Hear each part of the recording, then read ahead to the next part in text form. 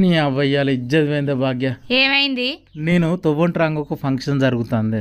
ఆడికి రాగానే chicken mutton మసాలాల వాసన గుమ్మగుమ్మలాడినాయే. ఇక పానం అంతా కొట్టుకొని నిమ్మలంగా అండ్లకు వేయన్నే. అండ్లకు ఓడితోటే 2 తలుపులు ఉన్నాయి. ఒక తలుపు మీదను బంధుమిత్రులు అని రాసి ఉన్నది, మళ్ళీ తలుపు మీద స్నేహితులైతే ఈనంగా అని రాసి ఉన్నది. స్నేహితులు అనే తలుపు నుండి నేను లోపలికి వేయన్నే. అండ్లకు వేయనాక మళ్ళా 2 తలుపులు ఉన్నాయే. ఒక తలుపు మీద ఆడ అని రాసి ఉన్నది, మళ్ళీ ఒక తలుపు మీద మగ అని రాసి ఉన్నది. నేను మొగ అని రాసున్న తలుపు నుంచి లోపలికి వేయన్నే. అండ్లకు వేయనాక మళ్ళా 2 తలుపులు ఉన్నాయే. ఒక తలుపు మీద బహుమతులు ఇచ్చేవారు అని రాసి ఉన్నది, మళ్ళీ తలుపు మీద బహుమతులు లేనివారు అని రాసి ఉన్నదే.